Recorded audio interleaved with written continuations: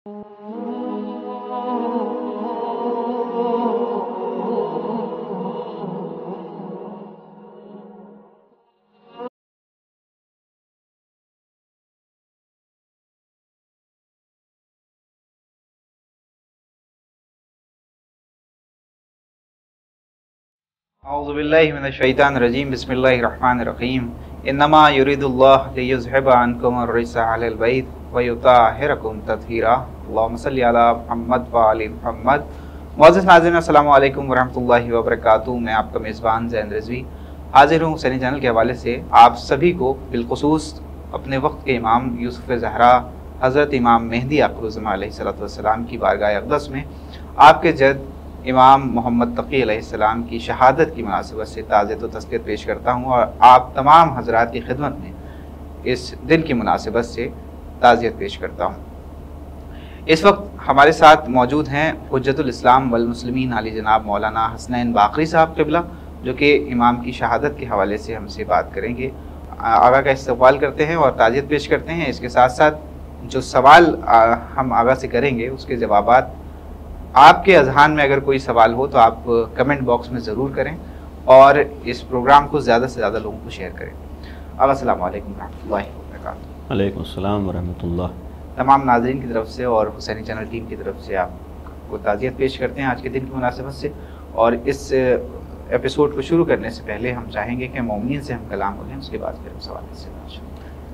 मैं इब्तिदा में आपकी खिदमत में और तमाम नाज़रीन की खिदमत में और तमाम आपकी टीम की खिदमत में सलाम अर्ज़ करता हूँ और इस गम की मुनासिबत से सबको ताज़ियत व तसलियत पेश करता हूँ। और बहरहाल आप सब और आपकी पूरी टीम हुसैनी चैनल की बहुत से वो हमारे जवान और मोमिनीन जो सामने नहीं आ पाते हैं लेकिन जिनकी मेहनतें शामिल हैं, दुआ यही है कि अल्लाह इस खिदमत को कबूल फ़रमाए और उनकी ज़हमतों का बेहतरीन सिला और बदला उन सबको इनायत फ़रमाए। और इस गम के मौके पर दुआ करें अल्लाह हम सबको अहले बैत का गम मनाने की और उस गम की अज़मत को समझने की तौफ़ीक़ इनायत फ़रमाए।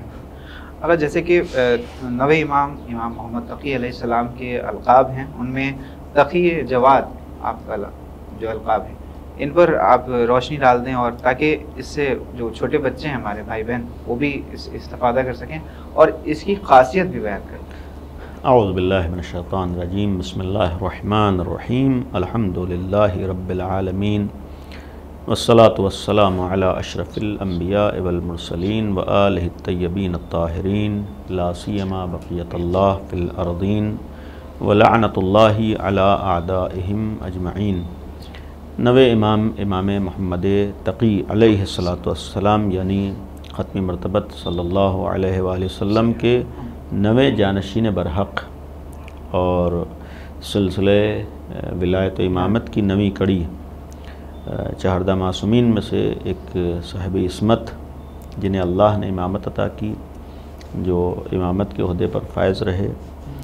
इमाम मोहम्मद तक़ी अलैहिस्सलातु वस्सलाम की अव्वलन एक मुख्तसर सी मैं एक उनकी ज़िंदगी के हवाले से कि विलादत बासआदत नवे इमाम की 10 माह रजब को हुई है सन 195 हिजरी में 195 और आपकी शहादत यही 29 ज़िक़ात की आखिरी तारीख़ सन 220 हिजरी आपकी शहादत है। और इस हवाले से ये कहा जाए कि सबसे कमसिन इमाम थे, यानी इमाम मासूमीन में 11 इमामों की जो हमारे सामने तारीख़ रही है, आज 12वें इमाम पर्दे गैब में हैं। इन 11 इमामों में सबसे कम उम्र कमसिन इमाम 25 साल टोटल आपकी एज थी, यानी 195 से 220 हिजरी तक ये इमाम की। और दूसरी चीज़ इमाम तक़ी अलैहिस्सलातु वस्सलाम की ज़िंदगी में यह है कि आपकी इमामत जब शुरू हुई है तो उस वक्त आप कमसिन थे और 8 साल की आपकी उम्र थी, 8 साल की एज थी। इंशाअल्लाह अगर वक्त रहा इस सिलसिले में भी गुफ्तगू होगी और बयान करूँगा। और चूँकि अब तक इससे पहले जितने इमाम मनसब इमामत पर फ़ायज़ हुए या उनकी इमामत शुरू हुई वो ज़ाहिरी एतबार से बुलूग़ की मंजिलों को तय कर चुके थे। मसलन अमीर मोमिनीन, फिर इमाम हसन, इमाम हुसैन, امام سجاد، امام باقر، امام صادق، امام کاظم، امام رضا تک. لیکن یہ پہلا مرحلہ ہمارے یہاں آیا ہے امامت کا کہ جہاں پر کم سنی میں امامت شروع ہوئی ہے، یعنی اس وقت 8 سال ہیں. البتہ اس کے بعد 2 امام اور کم سنی میں امامت کا آغاز ہو رہا ہے. خود 10ویں امام، کیونکہ 9ویں امام کم سنی میں یعنی بہت زیادہ عمر نہیں تھی، 25 سال میں شہادت ہو گئی. اس وقت 10ویں امام کی عمر 6 سال تھی، چونکہ 10ویں امام کی ولادت ہوئی تھی 212 ہجری میں یا 214 ہجری. 214 زیادہ مشہور ہے، اور 220 ہجری میں 9ویں امام کی شہادت ہوئی ہے 29 ذوالقعدہ کو. جب یعنی گویا 10ویں امام کی جب امامت شروع ہو رہی ہے تو اس اعتبار سے 6 سال آپ کی عمر تھی.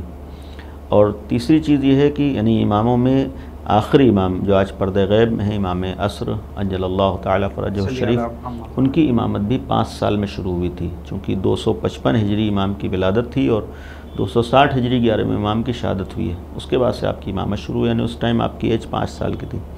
تو یہ ایک 9ویں امام کی زندگی کا مرحلہ ہے کم سنی میں امامت کا. اور چونکہ امام تھے، امامت کے سلسلے میں عقیدہ یہ ہے کہ امام اللہ بناتا ہے، امامت اللہ عطا کرتا ہے. تو اللہ کسی چیز کو عطا کرنے کے لیے محتاج نہیں ہے. مثلا اسے عمر کی ضرورت نہیں ہے، ظاہر بات جب جس کو چاہے. اور پھر اللہ کے ہاں اہلیت معیار ہے، اہلیت کے لیے عمر شرط نہیں ہوتی ہے. تو اللہ امام بناتا ہے، ایک جس کو امام بناتا ہے ان میں بعض صفات ضروری ہوتے ہیں. مثال کے طور پر علم ہوتا ہے، صاحب علم ہوتا ہے، تو اللہ اسے علم بھی دیتا ہے، اس کے پاس علم ہوتا ہے. یا عصمت ہوتی ہے، اس کے پاس صاحب عصمت ہوتا ہے، معصوم ہوتا ہے. یہ ساری چیزیں 9ویں امام کی زندگی میں تھیں. آپ کا اصل نام نامی محمد تھا، چونکہ اہل بیت کے گھرانے میں زیادہ تر یا تو محمد ملیں گے یا علی ملیں گے، تو 9ویں امام کا اصلی نام محمد ہے. اور آپ کی ایک کنیت ابن الرضا تھی، یعنی امام رضا کے چونکہ بیٹے تھے، ابن الرضا کہلاتے ہیں. اور لقب جو مشہور ہوئے ہیں، بہت سے القاب ہیں، ان میں سے ایک سب سے زیادہ جو مشہور ہے تقی لقب ہے امام کا، امام تقی اسی لیے ہم لوگ کہتے ہیں. یا اسی طریقے دوسرا لقب ہے جواد، امام جواد بھی 9ویں امام کو کہا جاتا ہے. تو اصل نام محمد ہے، امام تقی کہے جاتے ہیں، امام جواد کہے جاتے ہیں. یہ جو لقب آپ کے تقی اور جواد ہیں، کیا آپ کی کم سنی سے ہی ہیں؟ احسنت. اولاً اس ایک بات اور میں درمیان میں عرض کر دوں مومنین کے لیے کہ ہمارے یہاں سلسلہ امامت میں جو اہل بیت کے گھرانے کا سلسلہ رہا ہے، اس سے پہلے جتنے امام معصومین تھے سب کی متعدد اولادیں تھیں، سب کے کئی بیٹے تھے. لیکن یہ پہلے امام ہیں 8ویں امام، جو ہمارے علماء نے لکھا ہے اور ثابت کیا ہے کہ 8ویں امام کی جو نسل چلی ہے وہ صرف ایک امام سے. یعنی بعض نے لکھا ہے کہ اور بیٹا تھا، اور جو کم سنی میں انتقال ہوا، بعض نے کہا نہیں صرف امام تقی بیٹے تھے. تو یہی تنہا بیٹے ہیں 8ویں امام کے جن سے نسل امامت بھی چلی ہے اور وہ ایک سلسلہ بھی باقی رہا ہے. اور دوسری چیز، جیسا کہ آپ نے القاب کے سلسلے میں کہا، یہ القاب معمولاً اہل بیت کے ہاں جو القاب ہیں، جیسے نام ہے اولاً اہل بیت کے گھرانے میں نام اللہ کے رکھے ہوئے ہیں. یعنی گویا بعض روایات بھی اس طریقے کی موجود ہیں جس سے یہ معلوم ہوتا ہے کہ اہل بیت کے گھرانے میں نام ادھر سے معین ہوتے ہیں، طے ہوتے ہیں نام. بعض القاب کے لیے بھی ہمارے یہاں روایتیں ہیں کہ جو القاب معصومین کے وہ بھی ادھر سے عطا ہوئے ہیں، یعنی گویا. اور دوسری چیز یہ ہے کہ القاب کے لیے یہ کردار، کیریکٹر، خوبی، صفت، یہ گویا نام بن جاتی ہے. جیسے تقی کے معنی ہیں، ایک ظاہری معنی صاحب تقوی، صاحب یعنی پرہیزگار انسان، جو اللہ کا خیال کرتا ہو، جو تقوی الہی اختیار کرتا ہو. تو یہ چیز بڑے ہونے کے بعد نہیں تھی، تو کم سنی سے تھی، یعنی یہ صفت کم سنی سے تھی، بچپنے ہی سے تھی یہ. اسی طریقے سے جواد کے معنی ہوتے ہیں جود کرنے والا، یعنی سخاوت کرنے والا، دوسروں کا خیال کرنے والا، دوسروں کی مدد کرنا. یہ ساری صفات کم سنی سے تھی، بچپنے سے تھیں. اور چونکہ 9ویں امام تو کم سنی سے امامت بھی شروع ہو گئی تھی، لہذا وہ خوبیاں 9ویں امام کی کم سنی سے سامنے لوگوں کے آ گئی تھیں. ورنہ اہل بیت کے گھرانے میں ہر فرد کے اندر ساری خوبیاں پائی جاتی ہیں، لوگوں کے سامنے آ نہیں پاتی. یا یہ کہا جائے حالات ایسے نہیں ہوتے ہیں، تقاضے ایسے نہیں ہوتے ہیں، ماحول ایسا نہیں ہوتا ہے، یا لوگ سمجھ نہیں پاتے یہ ساری چیزیں. ورنہ ساری خوبیاں ہر امام میں ہوتی ہیں. بعض خوبیاں ظاہر ہو جاتی ہیں، یا موقع مل جاتا ہے ظاہر ہونے کا، یا لوگ سمجھ سکتے ہیں بعض خوبیوں. یعنی ان کے اندر ساری خوبیاں شروع ہی سے ہوتی ہیں. وہ جیسے جیسے حالات آتے ہیں اس طریقے سے وہ خوبیاں سامنے آتی رہتی ہیں۔ جی اگر جیسے کہ آپ نے بیان کیا، میں نے یہ پوچھا تھا کہ وہ خوبی بچپن سے یعنی یہ القاب جو تھے آپ کے، جی القاب جو ہے کم سنی سے تھے، بچپن سے تھے، اسی لیے میں نے کہا کہ خود امامت بھی آپ کی کم سنی سے شروع ہوئی ہے۔ 8 سال کی آپ کی ایج ہے جب سے آپ کی امامت شروع ہو رہی ہے، یعنی 203 ہجری جو 8ویں امام کی شہادت کا سن ہے اس سے 9ویں امام کی امامت شروع، تو یہ گویا اسی وقت سے خوبیاں اور کردار اور کریکٹر سامنے آنا ہے، تو گویا بچپن ہی سے ہی یہ گویا صفت تھی اور یہ لقب تھا۔ یہ تو بات ہو گئی القاب کی کہ القاب آپ کے کم سنی سے تھے، اور یوں اہل بیت اطہار علیہ الصلوۃ والسلام میں معصومین علیہ السلام کے جو القاب ہیں وہ اللہ کی طرف سے منسوخ کیے جاتے ہیں، میں نے ابتدا میں عرض کیا کہ بعض جی روایات میں بعض القاب کے لیے اس طریقے کی روایتیں ہیں کہ وہ لقب گویا ادھر سے عطا ہوا ہے، لقب بھی، چونکہ دیکھیے لقب کی ایک وجہ اگر ہم یہ لیں، لقب کا مطلب وہ خوبی، وہ کردار، وہ انسان، تو وہ ساری خوبیاں اللہ نے انہیں عطا کی ہیں، یعنی شہرت ہو جانا یہ اور ہے، یعنی مشہور ہو جانا وہ اور ہے، لیکن خوبیاں تو اللہ نے ساری خوبیاں ان کو دی ہیں، ساری اچھائیاں ان کو عطا کی ہیں، تو انہی اچھائیوں کا نام رکھ دیا جائے۔ مثال کا صداقت، واقعاً جو صداقت ان کے پاس ہے کسی کے پاس نہیں، اب وہ کوئی امام صادق مشہور ہو جائے، پتہ ہے ہر امام ہمارا صادق ہے، تب یہ یعنی اس اعتبار سے دیکھیں تو ساری خوبیاں دی ہوئی ہیں، بعض اعتبار سے سامنے آنے کی بات ہے، تو اب وہ لوگ کہنے لگتے ہیں جیسے پیغمبر کے لیے صادق لوگ کہتے تھے، تو اللہ نے ان کو وہ ایک ملکہ عطا کیا ہے، وہ خوبی عطا کی، وہ کمال عطا کیا ہے، اب یہ لوگوں کے سامنے جب آئی تو لوگوں نے صادق کہنا شروع کر دیا، تو یہ ہو سکتا ہے۔ جیسے آقا امام کی کمسنی میں جو القاب تھے، اسی طرح سے مناظرے بھی مشہور ہیں، میں چاہوں گا کہ آپ وہ مناظرے بیان کر دیں تاکہ ہمارے چھوٹے بھائی بہن جو اس وقت اولاً القاب کے لیے ایک بات میں عرض کر دوں، اس کے بعد مناظرے کی سلسلے میں عرض کروں گا۔ جہاں تک القاب کی بات ہے، آپ اگر غور کیجئے تو امام کی ایج 8 سال ہے اور اس کے بعد سے امامت شروع ہو رہی ہے، اور ٹوٹل عمر ایج امام کی 25 سال ہے۔ جی تقی کے ایک معنی ہوتے ہیں کہ پرہیزگار، متقی، یعنی برائیوں سے اپنے کو بچانے والا، گناہوں سے بچانے والا، انحراف سے بچانے والا۔ اولاً ہمارے ہر امام اس معصوم ہوتا ہے، عصمت شرط ہے، ضروری ہے، یعنی واجب ہے اس کے لیے، ہمارے لیے عقیدہ رکھنا کہ وہ معصوم ہے، یعنی غیر معصوم امام نہیں ہو سکتا ہے، غیر معصوم الہی عہدے کا حامل نہیں ہو سکتا ہے، الہی منصب کا۔ تو جیسے انبیاء معصوم ہونا شرط ہے انبیاء کے لیے، ویسے ہی امام کے لیے معصوم ہونا شرط ہے۔ لیکن یہ قابل غور چیز ہے کہ ہمارے ہاں سلسلہ امامت میں جو سب سے کم سن امام، یا یہ کہوں جوان ترین امام ہے، یعنی جس کی 25 سال میں شہادت ہو گئی، یہ غور کرنے کی چیز ہے، جس کی 25 سال میں دنیا سے رخصت ہو گئی، رخصت ہو گیا، جو یعنی شہید ہو گیا، اس کا جو سب سے مشہور لقب ہے وہ ہے تقی۔ مقصد کیا ہے؟ یعنی آج بعض لوگ اچھائیوں کی طرف آتے ہیں یا خوبیوں یا تقوی و پرہیزگاری کی طرف، یہ معمولاً جب ایک نوجوانی کی عمر ختم ہو جاتی ہے، نوجوانی کا مرحلہ ختم ہو جاتا ہے، تب زیادہ تر تقوی و پرہیزگاری کا خیال زیادہ بڑھتا ہے۔ یعنی یہ ایک توجہ، یعنی اہل بیت کے ہاں اگر خوبیاں ہیں تو ماحول اور حالات کی بنیاد پر نہیں رہی ہیں، یعنی ایسا نہیں تھا کہ ایسا ماحول تھا لہذا وہ خوبی ان کے اندر آ گئی، نہیں، ماحول کے یہ لوگ تابع نہیں تھے، ان کے اندر خود خوبیاں تھیں، خود اچھائیاں تھیں، چاہے ماحول مخالف رہا ہو، ماحول بالکل اپوزٹ رہا ہو۔ آج معمولاً ہوتا ہے کہ سب اچھائیاں کریں تو اس میں ہم اچھائیوں میں شامل ہو جائیں، یہ کمال نہیں ہے، سب برائیاں کریں اس کے بعد ہم اچھائیاں کریں، یہ ایک کمال ہوتا ہے۔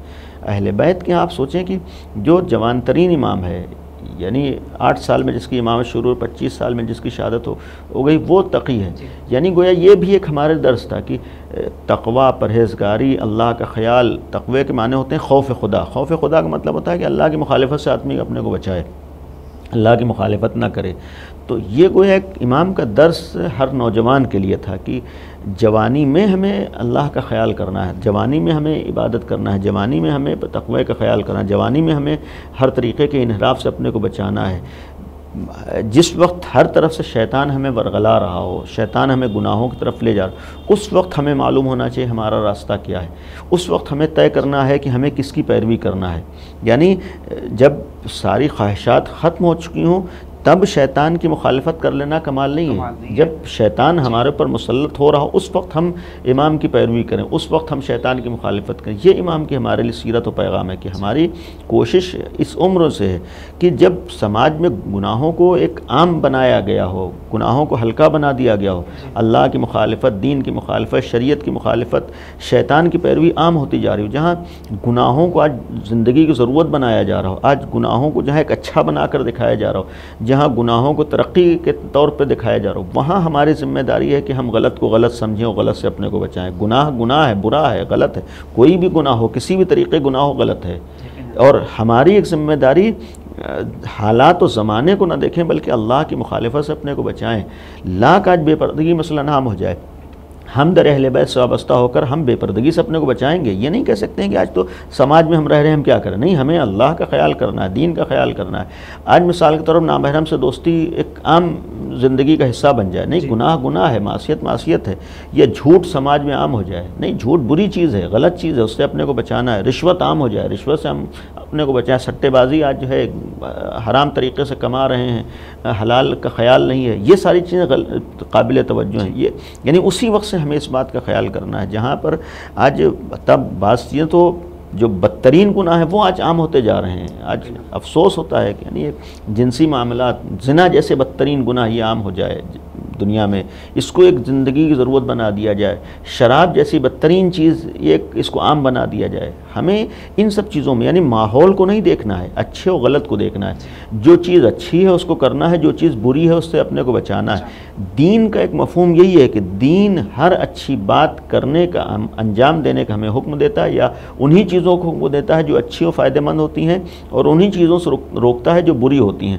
تو ہم دین پر عمل کریں، یعنی اچھی باتوں کو انجام دیں، برائیوں سے اپنے کو بچائیں. تو یہ امام کا ایک لقب ہمارے لیے قابل توجہ تھا. دوسری چیز یہ ہے کہ امام کے سلسلے میں جو آپ نے مناظرے کے بات کی، امام کا چونکہ میں اس سوال میں تھوڑا بہت اور کچھ بڑھانا چاہ رہا ہوں کہ جیسے کہ مناظرے آپ کے کمسنی میں ہوئے، تو کیا یہی مناظرے وجہ بنی آپ کی بادشاہ وقت نے جو آپ کی شادی کمسنی میں کرنا چاہیے اپنی بیٹی سے، یہی وجہ؟ یہ ایک مفصل تاریخ یہ ہے کہ بادشاہ وقت یعنی مامون، ہارون رشید کا بیٹا، عباسی حکمرانوں میں، حاکموں میں ہارون رشید ہے. ہارون کے 2 بیٹے تھے، امین اور مامون.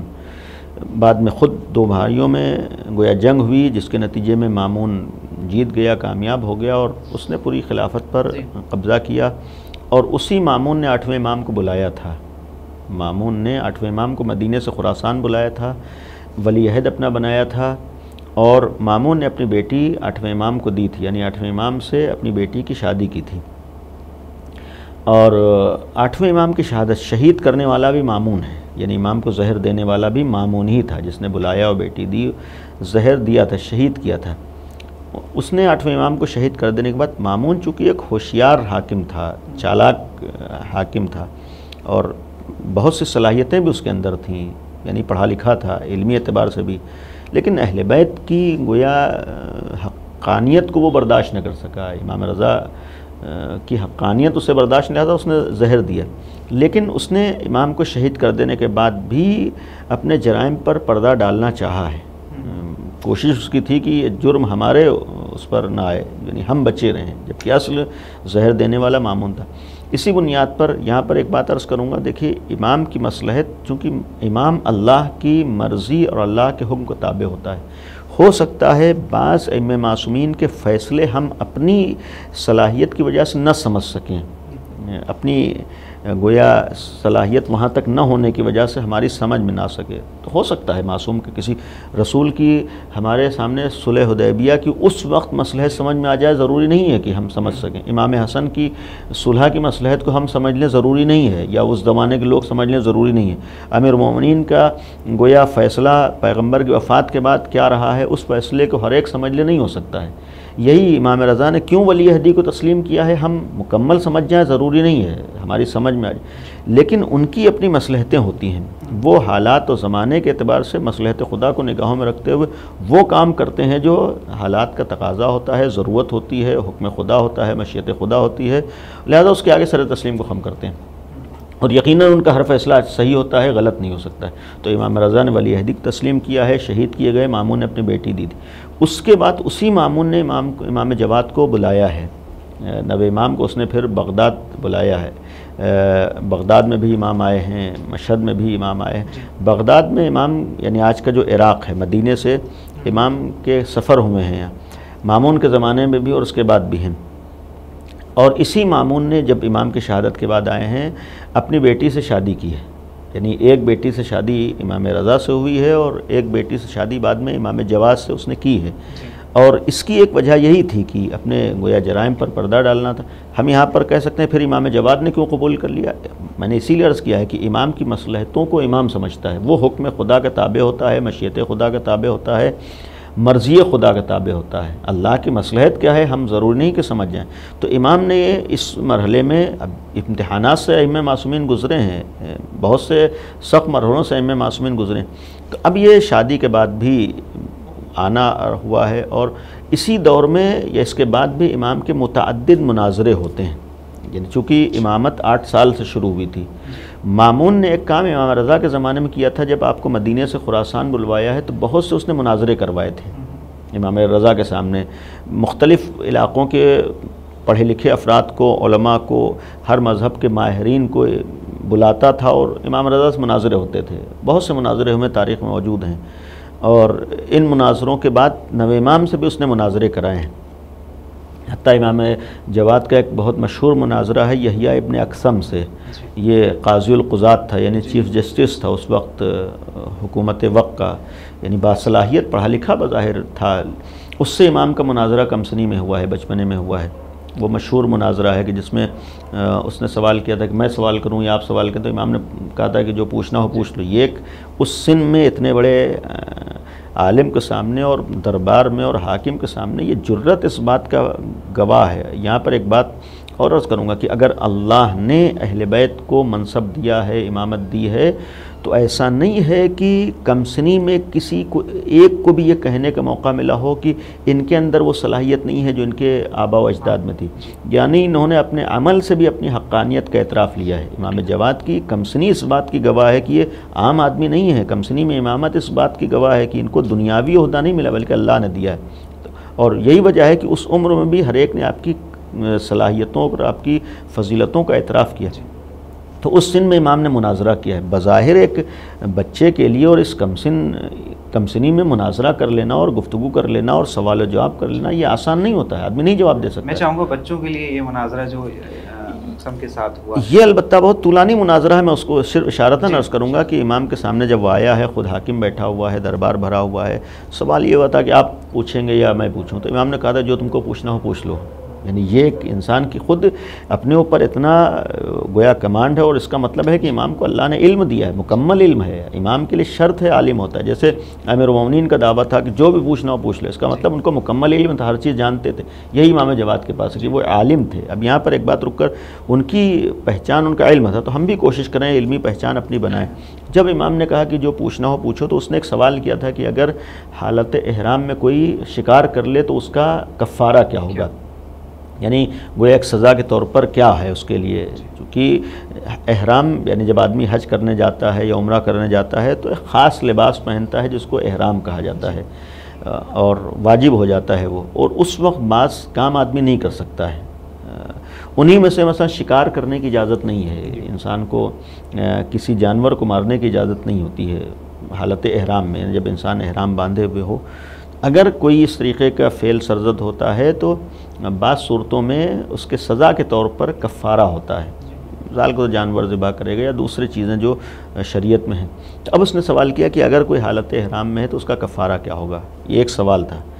امام جواد نے اس کمسنی میں اس بظاہر مشہور عالم سے سوال کیا کہ یہ جو تم پوچھ رہے ہو کہ کفارہ کیا ہے، پہلے یہ بتاؤ کہ یہ جس نے شکار کیا ہے یہ کون ہے۔ اس میں بہت سے سوالات تھے کہ شکار کرنے والا مرد تھا، عورت تھا، بالغ تھا، نابالغ تھا، جان بوجھ کر کیا ہے یعنی آمدن کیا ہے یا بھولے سے ہو گیا ہے، جس چیز کا شکار کیا ہے وہ شکار کس جانور کا تھا، چھوٹے جانور کا تھا، بڑے جانور کا تھا، یا اسی طریقے سے کس جگہ پر حرم میں کیا ہے، حرم سے باہر کیا ہے۔ گویا متعدد امام نے ایک سوال میں سوالات اٹھائے کہ یعنی خود سوال تمہارا ناقص ہے، خود اس میں دسیوں شقیں امام نے نکالی ہیں کہ اس کی خود وضاحت کرو کس وقت کیا ہے، اس لیے کہ ہر ایک کا الگ الگ جواب ہے۔ کس وقت؟ اب وہ جیسے ہی امام نے ایک سوال میں 10 سوال کیا وہ پریشان ہو گیا، اس نے کہا کہ ہم تو نہیں بتا سکتے ہیں صاف صاف، یعنی خود وہ پشیمان ہوا، اور پھر کہا کہ آپ خود اس کے جوابات بتائیے۔ تو اب تاریخوں میں ہم جائیں تو امام نے ایک ایک چیز کا جواب دیا کہ کس حالت میں خود سوال شکار کرنے والا کس حالت میں ہے، کون سا احرام باندھے ہوئے حج کا ہے، عمرے کا ہے، کس کنڈیشن میں شکار کیا ہے، کس جانور کا شکار کیا ہے، کہاں پر شکار کیا ہے، کس وقت شکار کیا ہے۔ تو اب اس ایک ایک کا امام نے جواب دیا کہ اس وقت یہ کفارہ ہے، اس وقت یہ کفارہ ہے، اس صورت میں یہ کفارہ ہے۔ یہ سب سوالات کرنے کے بعد پھر امام نے پوچھا کہ میں بھی کوئی سوال کروں؟ اس نے کہا کہ بہرحال آپ سوال کیجئے، اور اس سوال ہی سے وہ پہچان چکا تھا کہ ان کا مقابلہ نہیں ہو سکتا۔ اس نے خود یہاں پر موجود ہے کہ اگر میں جواب نہ دے سکا تو آپ ہی اس کا جواب بھی دیجیے گا۔ تو امام نے اس وقت ایک سوال کیا تھا، یہ بھی طولانی سوال تھا کہ اس شخص کے بارے میں جواب دو کہ مثلا ایک شخص کے لیے ایک عورت مثلا صبح حلال تھی اور ظہر میں حرام ہو گئی، اور پھر رات میں حلال ہو گئی، اور پھر صبح ہوتے ہوئے حلال ہو گئی۔ اب یہ آدمی اگر دین و شریعت کو نہ جانتا ہو چکرا جائے گا کہ ایک ہی عورت ایک ہی مرد کے اوپر مثلا صبح جو ہے حلال ہے اور پھر دوپہر میں حرام ہو گئی، اور رات میں پھر حلال ہو گئی، اور پھر صبح حلال ہو گئی، یہ کیسے ہو سکتا ہے؟ تو اب اس نے نہیں جواب دے سکا، تو امام نے پھر اس کو بتایا، اس کا بھی جواب دیا کہ مثلا کوئی کنیز ہے حلال تھی، اس کو آزاد کر دیا تو حرام ہو گئی، اور پھر اس سے شادی کر لیا تو حلال ہو گئی، پھر اسے طلاق دے دیا تو حرام ہو گئی، اور پھر اس سے رجوع کر لیا تو حلال ہو گئی، وغیرہ وغیرہ۔ اس طریقے کے امام نے ہر ایک کا پھر خود سوال کیا، جب وہ جواب نہیں دے پایا تو امام نے جواب دیا۔ تو یہ کمسنی میں مناظرے تھے، اس طریقے کے اور بھی دیگر مناظرے۔ اس سے ایک چیز اور ثابت ہوئی کہ ائمہ معصومین نے اپنے علم کا اعتراف کمسنی سے لیا ہے، اور یہ گویا اس بات کو ثابت کیا ہے کہ اس منصب کے لیے، خلافت رسول کے لیے، جانشینی رسول کے لیے، امامت کے لیے شرطوں میں سے ایک شرط باصلاحیت ہونا ہے، صاحب علم ہونا بھی ہے، جس کا ثبوت خود مولا کائنات نے بھی پیش کیا تھا، اور اسی کو ثبوت امام جواد علیہ السلام نے پیش کیا ہے۔ اور اس کو بھی ایک چیز پیش کیا ہے کہ ہم چونکہ اس نسل علوی سے ہیں، امیر المومنین کے فرزند ہیں، امیر المومنین کے خاندان سے، لہذا یہاں پر عمر کی وجہ سے فرق نہیں پڑتا ہے، اگر کم سن بھی ہو تو وہ یہاں پر پہلا بھی محمد ہے اور آپ سب الحمدللہ یقیناً۔ اگر یہاں پر سوال ہمارا آخری آپ سے سوال ہے، جس میں ہم چاہیں گے کہ آپ بیان کرتے ہیں، کیونکہ چھوٹے بچے بھی اس پروگرام کو دیکھتے ہیں، اور خاص کر نوجوان بزرگ افراد بھی، تو اس بات کا پتہ ہونا سبھی کو ضروری ہے کہ امام کی شہادت کی وجہ کیا تھی؟ دیکھیے، اس سے پہلے بہرحال وقت نہیں ہے، امام کی شہادت میں نے عرض کیا کہ 29 ذی قعدہ کو ہوئی ہے، اور حاکم وقت نے امام کو زہر دیا ہے۔ چونکہ ہمارے ہاں 11 اماموں میں 2 امام تلوار سے شہید ہوئے ہیں، امام حسین کربلا میں، اور امیر المومنین مسجد میں، مسجد کوفہ میں ابن ملجم کی تلوار سے، ورنہ اس کے علاوہ ہر امام کو زہر دیا گیا ہے، ہر امام زہر سے شہید ہوئے۔ لیکن ایک میں بیچ میں روایت صرف امام کی مفہوم عرض کر دوں، ایام عزائے امام حسین بھی نزدیک ہیں، عزاداری سید الشہداء کی بھی تاریخیں ہیں، قابل غور روایت ہے۔ امام نے فرمایا ہے، صرف میں مفہوم عرض کر رہا ہوں کہ اگر کوئی کسی کی بات سن رہا ہے، من اصغى الى ناطق، روایت یہ ہے کہ جو کسی کی بات پر توجہ دے رہا ہے، دھیان سے سن رہا ہے۔ اب بات کرنے والا، جیسے یہی گفتگو ہو رہی ہے، یا مثال کے طور پر میں جہاں تک بیان کرنا چاہ رہا ہوں، ایام عزا ہے، مجلسیں ہو رہی، تقریر کوئی کر رہا ہے، چونکہ اس کا دائرہ وسیع ہو سکتا ہے، لیکن ہم اس دائرے میں آئیں کہ مثال کے طور پر کوئی کسی کی مجلس سن رہا ہے، کوئی کسی کی تقریر سن رہا ہے، کوئی کسی کی گفتگو سن رہا ہے۔ امام جواد کی روایت ہے، امام نے فرمایا جو کسی کی بات سن رہا ہو، تو اب یہاں پر بات کرنے والا 2 طریقے کی باتیں کر سکتا ہے یا کرتا ہے۔ ایک وقت وہ اللہ کی مرضی کا خیال کرتا ہے، دین کا خیال کرتا ہے، یعنی اللہ کے پیغامات پہنچاتا ہے، دین کے پیغامات پہنچاتا ہے، اہل بیت کی مرضی کا خیال کر کے صحیح بات پیش کرتا ہے، یا نہیں بعض لوگ بے دینی کی باتیں کرتے ہیں، بعض لوگ غلط بات کرتے ہیں، بعض لوگ دین کے خلاف بات کرتے ہیں۔ تو 2 طریقے کی، یا تو اللہ کا خیال کرنے والے ہیں، اللہ کا پیغام پہنچانے والے ہیں، دین کا پیغام، یا بعض لوگ بے دینی کا۔ تو اب امام نے یہ قابل توجہ چیز اس روایت میں ہے، امام نے فرمایا جو کسی کی بات سن رہا ہے، اگر وہ گفتگو کرنے والا، تقریر کرنے والا، مجلس پڑھنے والا اللہ کا خیال کر کے صحیح بات، دین کی باتیں بتا رہا ہے، تو سننے والا اللہ کی عبادت کرنے والا قرار پاتا ہے، یعنی سننے والا گویا اللہ کی عبادت کر رہا ہے۔ لیکن اگر وہ شیطان کی زبان بول رہا ہے، یعنی فتنہ و فساد پھیلا رہا ہے، بے دینی کی باتیں کر رہا ہے، غلط بات کر رہا ہے، خلاف شریعت بات کر رہا ہے، تو صرف وہی خطا کار نہیں ہے، اس روایت میں ہے کہ سننے والا بھی وہ شیطان کی عبادت کرنے والا قرار پا. یہ چونکہ آج ہمارے بعض لوگوں کے ذہنوں میں ہوتا ہے کہ ہر جگہ ذہنوں میں ہوتا ہے ثواب ہے، ہم لوگ خالی ایک ٹائٹل دیکھتے ہیں، ہم لوگ خالی عنوان دیکھتے ہیں. اس روایت کا ایک مفہوم ہے کہ ہماری بھی ذمہ داری ہوتی ہے، ہماری ایک بہت بڑی ذمہ داری ہے کہ گویا اس روایت کا مفہوم ہے کہ ہر ایک کی بات پر توجہ دے دینا یہ کمال نہیں ہے، یہی اچھائی نہیں ہے. ہم لوگ کہتے ہیں بھائی اچھی چیز ہو رہی ہے، جا کر بیٹھنے میں حرج کیا ہے.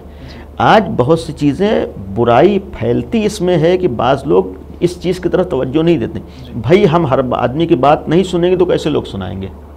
اس وقت مثال کے طور پر لوگ سن رہے ہیں تبھی تو ہم سنا رہے ہیں، یعنی اس وقت لوگ سن رہے ہیں تبھی تو ہم سنا رہے ہیں. اگر کوئی نہ سنے تو ہم کیوں سنائیں گے؟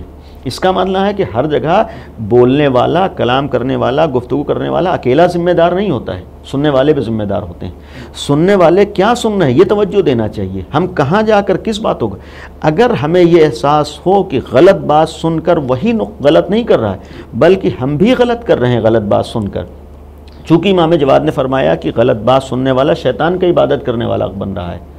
اگر شیطان کی زبان کوئی بول رہا ہے، غلط بات کوئی بول رہا ہے، اب اس کو میں بہرحال اور پھیلا کر عرض کروں کہ گویا وہ بے دینی کی باتیں کر رہا ہے، خلاف شریعت بات کا، تو امام فرما رہے ہیں کہ وہ شیطان کی عبادت کرنے والا ہے. یعنی گویا ہم غلطی ہیں، ہم خطا کار. اور شاید آج برائیاں پھیلنے کی ایک وجہ یہیں پر ہوتی ہے کہ آدمی سوچتا ہے بھائی ہم سن ہی تو رہے ہیں. نہیں، ہمارے سننے کی وجہ سامنے والا سنا رہا ہے. ہم یہ طے کر لیں ہمیں صحیح بات سننا ہے، ہمیں دین کو پہنچانا ہے. غدیر میں پیغمبر اکرم نے فرمایا تھا کہ پیغام حق کو پہنچانا ہے، یعنی ولایت امیر المومنین کو پہچانا ہے. اور وہ ولایت امیر المومنین جس کے اعلان پر دین مکمل ہوا ہے، یعنی ایسی ولایت جو دین کے ساتھ ہو، یا وہ ولایت جس کے اوپر دین مکمل ہوا ہے. یعنی یہ کہوں کہ ولایت دین کے ساتھ ہو، ولایت دینداری کے ساتھ ہو، ولایت دین کو دنیا میں پھیلا رہی ہو.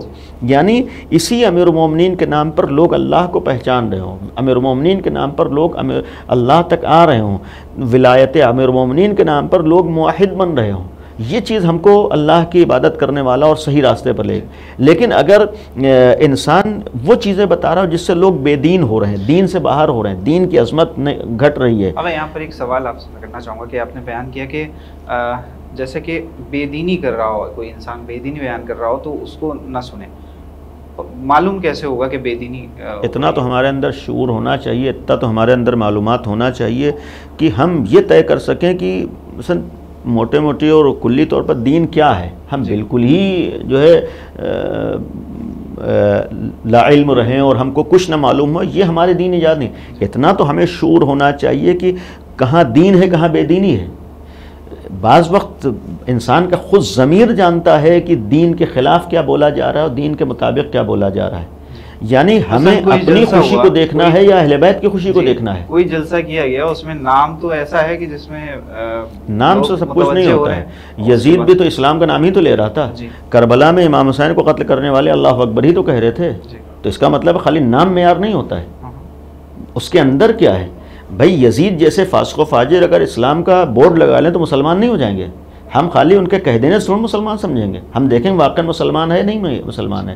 آج اگر بہت سے آج کے زمانے میں اسلام دشمن طاقتیں جنہوں نے IS جیسے افراد اگر آج سامنے آئے، ان لوگوں کے لا الہ الا اللہ کہہ دینے سے تو ہم کہیں گے، یہ نہیں کہیں گے کہ اسلام اس بات کی اجازت دے رہا ہے. یہ اپنے کو مسلمان کہہ رہے ہیں تو اس کا مطلب یہ نہیں کہ اسلام یہ ہے، یہ تو صریحی اسلام کے خلاف عمل کر رہے ہیں. اس طریقے کتنے ایسے افراد ہیں جو اسلام کے خلاف جا رہے ہیں. تو مقصد خالی کہہ دینے سے وہ حق نہیں ہو جاتا ہے، کوئی دعویٰ کر دینے سے صحیح بات نہیں ہو جاتی. لا کہ اپنے کو مسلمان کہتے ہیں، ان کا اسلام سے کوئی تعلق نہیں. آج جو لوگ دنیا میں دہشت گردی پھیلا رہے ہیں، کسی دہشت گرد کا اسلام سے تعلق نہیں ہو سکتا ہے. اسلام ہرگز ظلم کی اجازت نہیں دیتا ہے. اسلام کسی کو بے گناہ قتل کرنے کی اجازت نہیں دیتا ہے. اسلام دہشت گردی کا مخالف ہے. آج اگر بعض دہشت گرد اپنے کو مسلمان کریں تو اس کا مطلب یہ نہیں کہ اس کو اسلام سے جوڑا جائے. ہرگز اسلام سے کوئی تعلق نہیں ہے. یہی معاملہ ہر جگہ ہو سکتا ہے کہ خالی دعویٰ کر دینا سے کافی نہیں ہوتا ہے، بلکہ سننے والے اور سامنے والے کی ذمہ داری. تو اس دعوے کے پیچھے حقیقت اور سچائی ہے، سچائی نہیں ہے. یا خالی جیسے غدیر میں بھی سب نے امیر المومنین کو ولایت کی مبارکباد دی تو آیا ہر مبارکباد دینے والا، ہر بخن کہنے والا امیر المومنین کو واقعی مولا مانتا بھی نہیں مانتا ہے؟ یا یہ ہے کہ اپنی ذاتی مصلحتوں کی وجہ سے اس نے دیکھا دیکھی یا دوسری وجوہات سے اس نے صرف امیر المومنین کو مولا کہہ دیا ہے؟ نہیں، ہر ایک ہم دھوکہ نہیں کہیں گے ہر ایک سے. یہی آج کے زمانے میں کہ حق بات کا دعویٰ کر دینا، حق بات زبان سے کہہ دینا، حق بات کا اظہار کر دینا یہ کافی نہیں. واقعاً حق ہے اندر، یہ نہیں ہے. یعنی ہم کو صرف زبان کو نہیں دیکھنا ہے بلکہ اندر بھی جا کر دیکھنا ہے نیتوں. اسی لیے مولا کائنات کا ایک جملہ ہے کہ کلمۃ حق یراد بہا الباطل، کبھی کبھی کلمہ تو حق ہوتا ہے، بات تو حق ہوتی ہے، زبان پر جو جملات آتے ہیں وہ حق ہوتے ہیں لیکن مراد باطل ہوتی ہے. بہت سے لوگ اسی میں دھوکہ کھاتے ہیں، جو لوگ خالی زبان پر آئے ہوئے الفاظ کو دیکھتے ہیں، نیتوں کو نہیں دیکھتے ہیں. میرا سوال یہی تھا کہ تو بہت سے لوگ نہیں دیکھتے ہیں، بہت سے لوگ نیتوں پر نہیں جاتے ہیں. ہمیں اصل ہماری ذمہ داری نیت. آج ہم اگر نیتوں کو دیکھیں تو دھوکہ نہیں کھائیں گے. بہت سے لوگ بیوقوف، آج ایک کاروباری دنیا ہے، بہت سے لوگ حتیٰ دین کو کاروبار بناتے ہیں. آج بہت سے لوگ مذہب کو کاروبار بنائے ہوئے ہیں، آج بعض لوگ ولایت امیر المومنین کو کاروبار بنائے ہوئے، یعنی ان کی دکان ان چیزوں سے چل رہی، جس چیز سے ان کی دکان چلتی اسی کا کاروبار کرتے ہیں. ہمیں کاروباریوں سے اپنے کو بچانا ہے، ہمیں اس راستے پر چلنا ہے جس سے امیر المومنین کی مرضی حاصل کر سکیں، ہم خداوند عالم کی قربت حاصل کر سکیں، ہمیں قربت پروردگار حاصل ہو سکے. ورنہ خالی زبان پر آئے ہوئے آج ہر آدمی اچھی بات کرنا جانتا ہے، آج ہر بیوقوف بنانے والا میٹھی زبان استعمال کرتا ہے. تو اچھی زبان استعمال کر لینا کمال نہیں ہے بلکہ اس کے پیچھے اس کی اچھی نیت بھی ہونا ضروری ہے. ہمارے لیے حق کے لیے زبان پر اچھی باتیں کافی نہیں ہیں. یعنی جو بھی اسلام کا دعویٰ کر رہا ہم اس سے اسلام کو نہیں لیں گے. آج پوری تاریخ میں بنی امیہ اسلام کے دعوے دار رہے ہیں، بنی عباس اسلام کے دعوے دار رہے ہیں. ایسے اسلام پر امام حسین نے فرمایا تھا کہ یزید جیسا فاسق و فاجر جس اسلام کی بات کرا اس اسلام پر ہمارا دور سے سلام ہو. یعنی ایسے اسلام کا خالی ان کے ہاں بورڈ لگا ہوا ہے، اسلام کا کوئی تصور بھی ان کے ہاں نہیں ہے. نہ بنی امیہ کے اسلام کا کوئی تصور ہے، نہ بنی عباس کے اسلام کا کوئی تصور ہے. تو ہم اسلام کا نام دیکھ کر یا ان کی اسلامی تبلیغ کو دیکھ کر دھوکہ نہیں کھائیں گے. تو جس طریقے سے وہاں دھوکہ نہیں کھائیں ویسے ہم کو اپنے دائرے میں دیکھنا ہے کہ خالی اچھی باتیں یا حق باتیں کہہ دینا کمال نہیں ہے. آیا واقع نیت بھی اچھائی کی ہے یا نہیں ہے؟ مثلا دین ہمیں کمال کی طرف لے جانے کے لیے آیا ہے. یا عرض کروں کہ مثلا ولایت امیر المومنین اس لیے ہے کہ حق والے یکجا ہو جائیں. آج مثلا ایک آدمی آئے اسی امیر المومنین کو انتشار کا ذریعہ بنا رہا ہو، اسی امیر المومنین کی ولایت کو دشمنی کا ذریعہ بنا رہا ہو، اختلاف کا ذریعہ بنا رہا ہو، تو ایسے افراد نے نہیں پہچانا ہے امیر المومنین کو یا ولایت امیر المومنین کو. تو زبان پر آئے ہوئے ہم ہر لفظ کو خالی نہ دیکھیں بلکہ دیکھیں کہ یہ سامنے والا واقعاً اس کی نیت کیا ہے، اس کا مقصد کیا ہے. آیا ان باتوں کے ذریعے سے سماج میں فتنہ پھیلا رہا ہے یا یہ ہے کہ فتنے کو ختم کر رہا ہے، یعنی واقعاً پیغام حق دے رہا ہے. ضروری یہ ہے کہ اگر ہم کسی کے فالوورز ہوں تو سب سے پہلے ہمیں اس کی نیت کا پتہ، نیت کا بھی پتہ، توجہ دینا چاہیے. بہت حد تک ہم توجہ دیں بھائی یہ کس لیے، یعنی ہم کو خوش کرنے کے لیے بات کر رہا ہے یا اللہ کو خوش کرنے کے لیے. نیت کا ایک فیصلہ یہاں پر بھی ہوتا ہے. حضرت زہرا کو خوش کرنا اس کا مقصد ہے یا ہمیں خوش کرنا مقصد ہے؟ اپنی دنیا کے لیے بات کر رہا ہے یا اپنی آخرت کے لیے بات کر رہا ہے؟ بعض لوگ آخرت کو بھول جاتے ہیں. دنیا میں یار نہیں ہے، آخرت ہماری بچے گی یا نہیں بچے گی. آج مثال کے طور پر بعض لوگ ہوتے ہیں یہ نہیں کہیں گے تو پھر ہمارا کام کیسے چلے گا اور ہماری بہرحال ویلو کیسے ہوگی اور ہمیں کیسے لوگ اہمیت دیں گے. معیار لوگوں کا اہمیت دینا ہے اور ہمارا کام چلنا ہے یا معیار دین کا پیغام پہنچنا ہے یا اہل بیت کی رضا ہے. اگر حضرت زہرا سلام اللہ علیہا کی مرضی سب کچھ ہے تو ہم سب کی ذمہ داری ہر جگہ حضرت زہرا کی مرضی کا خیال کرنا ہے. حتیٰ بولنے میں بھی ہمیں حضرت زہرا کی مرضی کا خیال کرنا ہے، تقریر کرنے میں بھی ہمیں حضرت زہرا کی مرضی کا خیال کرنا ہے، کوئی کام کریں اس میں بھی ہمیں حضرت زہرا کی مرضی کا خیال کرنا ہے. کوئی عمل انجام دیں اور یقین ہے جب تک صدیقہ طاہرہ کی مرضی کا خیال نہ ہو وہ عمل اہمیت کا حامل نہیں ہوتا اور وہ عمل عبادت نہیں ہو سکتا ہے. اس لیے کہ جناب سیدہ کی مرضی ہی خدا کی مرضی ہے.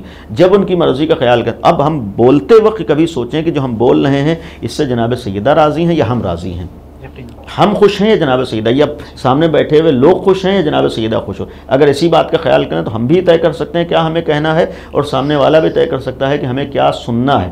ہم اگر سننے کے لیے جا رہے ہیں تو اپنی خوشی کے لیے جا رہے ہیں، حضرت زہرا کی خوشنودی کے لیے جا رہے ہیں. بہت بہت شکریہ آقا، آپ نے وقت دیا. ایک بار پھر ہم تمام ناظرین کی طرف سے اور حسینی چینل ٹیم کی طرف سے آپ کو تعزیت پیش کرتے ہیں آج کے دن کی مناسبت سے. تو ناظرین یہ تھے حجت الاسلام والمسلمین علی جناب مولانا حسنین باقری صاحب قبلہ، جو کہ اس وقت ہم سے شہادت امام محمد تقی علیہ السلام کی مناسبت سے بات کر رہے تھے. آقا نے جو سوال کے جواب دیے ہیں آپ سے امید ہے کہ آپ غور و فکر کے ساتھ اپنے بچوں کے ساتھ اس کو دیکھیں اور زیادہ سے زیادہ لوگوں کو شیئر کریں اگر آپ یوٹیوب پر دیکھ رہے ہیں. اور آپ کے اذہان میں جو کچھ سوال ہیں وہ ہمیں کمنٹ باکس میں آپ کر سکتے ہیں، انشاءاللہ اس کے جواب بھی آپ کو یہاں سے دیے جائیں گے. دیکھتے رہیں حسینی چینل. ایک بار پھر تمام حسینی چینل ٹیم کی طرف سے آپ سبھی کو تعزیت پیش کرتے ہیں. اپنے میزبان زین رضوی کو دیے اجازت، اس امید کے ساتھ پھر حاضر ہوں گا انشاءاللہ. السلام علیکم ورحمۃ اللہ وبرکاتہ.